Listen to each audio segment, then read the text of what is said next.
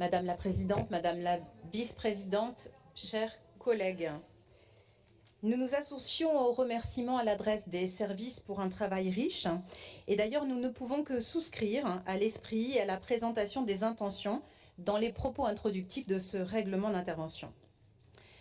Cependant, la lecture attentive des modalités d'appréciation et des différents indicateurs, nous pouvons douter de la pertinence de certains outils retenus. Nous allons donc nous permettre un certain nombre de suggestions que nous aurions volontiers apportées au débat en amont si les membres de l'opposition avaient été invités à participer aux réunions de concertation préalables. Tout d'abord parce que la comparaison de ce document avec son prédécesseur montre en effet de nombreuses convergences. Nous nous interrogeons sur l'existence d'une réelle évaluation du règlement précédent. Nous nous demandons à cette comparaison quelle était la nécessité de fusionner 5 dispositifs distincts pour n'en conserver que 2 et choisir de perdre la précision des critères adoptés à la spécificité et à la typologie des différents bénéficiaires. Les caractéristiques des opérateurs labellisés par l'État, par exemple, n'obéissant pas aux mêmes exigences que les scènes de territoire et les saisons sans lieu. N'y a-t-il pas par ailleurs une injonction contradictoire à valoriser le rayonnement local dans les bonifications, tout en exigeant le rayonnement hors région comme principe de base du soutien? Aussi, ce règlement d'intervention ne semble pas apporter de solution à la problématique de la superposition des subventions sur les grandes équipes et les grands opérateurs labellisés par l'État, qui jouissent déjà d'une grande notoriété et une grande visibilité.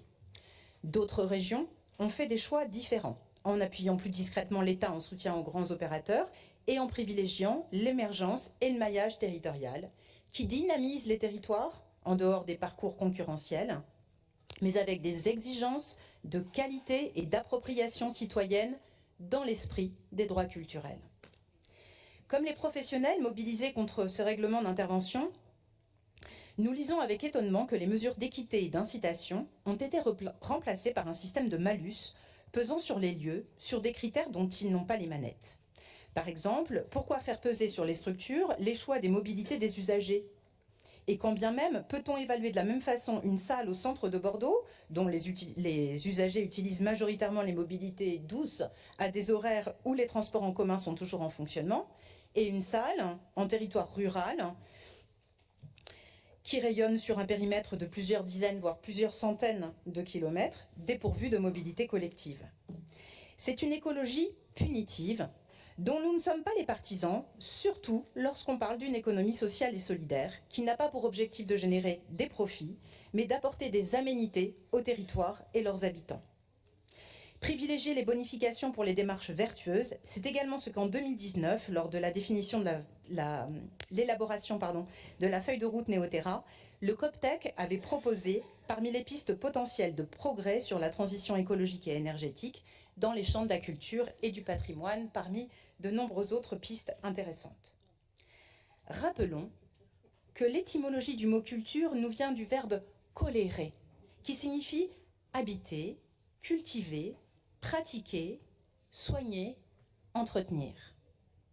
En effet, la pertinence d'une politique culturelle ne se mesure ni à ses statistiques ou à ses critères d'appréciation des acteurs et des actrices culturelles qu'il s'agirait de mettre en concurrence les uns avec les autres dans une logique élitiste, mais bien à la façon dont l'écosystème interroge les valeurs, les concepts, l'humanité, le vivant, les imaginaires dans une trajectoire de progrès. Merci. L'industrie culturelle qui se nourrit davantage du livre, du cinéma, de l'audiovisuel et des musiques actuelles ne touche que très peu le secteur fléché ici, qui est un secteur fragile, nous l'avons tous dit, et particulièrement fragilisé par les crises. Les compagnies n'ont pas vocation à devenir des fonds de commerce et les lieux de diffusion ne sont pas des centrales d'achat. Le spectacle vivant constitue un Merci patrimoine de passer dont à il la faut prendre conclusion, soin. Madame Bourdin. J'explique mon Non, vote. non, non, non, non, vous aviez nous 4 l'espérons minutes. du Non, mais cœur. on va pas réexpliquer les règles, il est 21h10. Mon collègue a le droit de dépasser les 4 minutes, je peux expliquer notre vote. Bon, vous vous moquez de notre Non, vote. il a Alors, fait 4 minutes 12. Vous ne saurez pas ce Là, qu'on on a largement dépassé, on est arrivé à 5 minutes. Donc, je vous laisse une dernière Non, phrase c'est de pas conclusion. Si. Non, si. mon propos. Madame la Vous Présidente, jouez longtemps, peut-être que Madame vous Bourdin. pouvez- Pour l'instant, c'est moi qui Oui. préside cette assemblée. Madame la Je vous Présidente. demande, pour la dernière fois explication et de vote très pour- gentiment, Bourdin, avec s'il vous plaît. bienveillance, de passer Merci. à votre phrase de conclusion. Et je permettrai à Charline de vous répondre sur le texte, apparemment, où on n'a pas eu les mêmes textes dans les règlements d'intervention. Voilà. Je vous laisse finir. Si nous l'espérons Une du phrase. cœur, nous ne sommes pas sûrs que ce règlement d'intervention prenne soin du spectacle vivant de Nouvelle-Aquitaine dans sa pluralité. Nous nous abstiendrons sur ce texte.